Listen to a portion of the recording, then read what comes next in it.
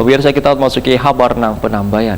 Pameran Sasirangan dalam rangkaian Banjarmasin Sasirangan Festival ke-7 resmi dibuka Wali Kota Banjarmasin dan Wakil Wali Kota Banjarmasin disiring menara pandang Jalan Pierre Tendian Banjarmasin Tengah.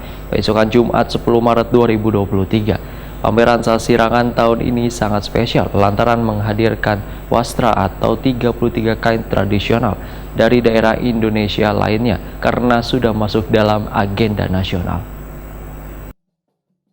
Pameran Sasirangan dalam rangkaian Banjarmasin Sasirangan Festival ke-7 resmi dibuka Wali Kota Banjarmasin Ibnu Sina dan Wakil Wali Kota Banjarmasin Arifin Nur disiring menara pandang Jalan Pierre Tendian Banjarmasin Tengah besokan Jumat 10 Maret 2023.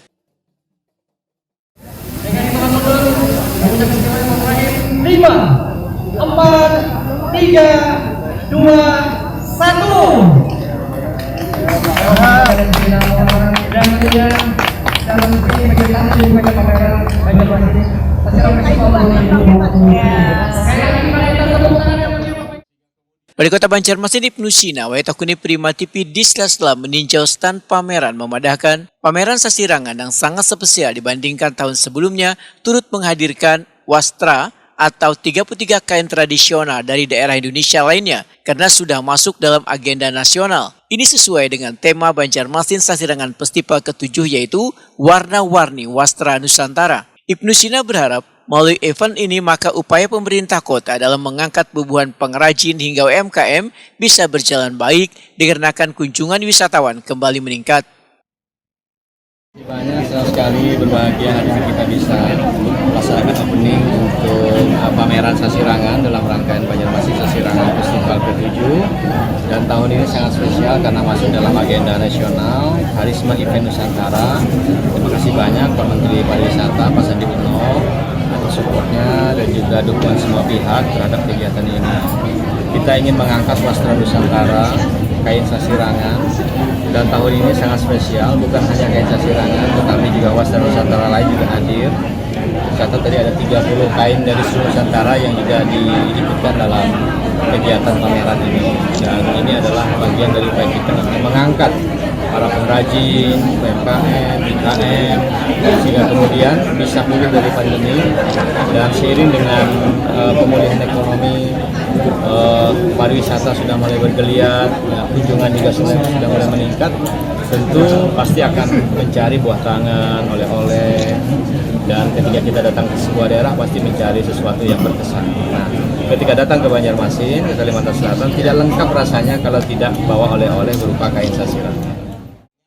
Kepala Dinas Perdagangan dan Perindustrian Banjarmasin Ihram Mubtesar memedahkan sebanyak 62 stand disediakan untuk industri kecil menengah, 16 stand untuk Dekranasda, serta 12 stand untuk kabupaten kota, ditambah puluhan stand untuk food and beverage. Ihram Mubtesar menegaskan, seberatan stand kada dipungut biaya alias gratis, hanya stand food and beverage yang dikenakan sewa. Ihram Mubtesar berharap transaksi selawas 3 hari pelaksanaan pameran dalam rangkaian Banjarmasin Sasirangan Festival ke-7 bisa mencapai target yaitu sekitar 1,5 miliar rupiah.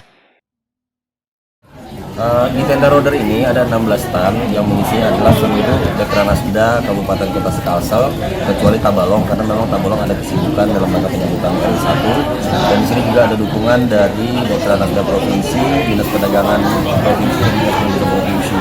Nah, sedangkan yang di tenda luar ada 36 tenda Sarnafil itu diisi oleh PKK Kota Banjarmasin, Dharma Wanita Persatuan Kota Banjarmasin, OP2K, Pokdarwis, dan 57 IKM binaan Dekranasda Kota Banjarmasin dan Pemerintah Kota Banjarmasin.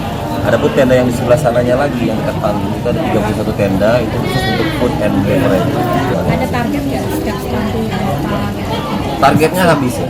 Targetnya habis dan insya Allah di akhir acara nanti kita akan tanya satu persatu setiap stand berapa transaksi yang terjadi selama kegiatan pameran Banjarmasin Sasirangan Festival. Sebagian besar IKM kita sudah ada memiliki QRIS masing-masing, tapi memang ada beberapa sebagian kecil saja yang belum memiliki. Dan tadi dari Pak Budi, salah satu advisor pada kantor perwakilan Bank Indonesia Provinsi Kalimantan Selatan, beliau akan memfasilitasi IKM kita yang belum memiliki QRIS. Mudah-mudahan dalam waktu dekat semuanya sudah bisa menggunakan transaksi dengan menggunakan QRIS. Sementara itu bagi pengunjung yang ingin berbelanja di pameran ini bisa bertransaksi non-tunai yaitu menggunakan aplikasi QRIS karena hampir seberatan stand sudah memberlakukan transaksi non-tunai tersebut.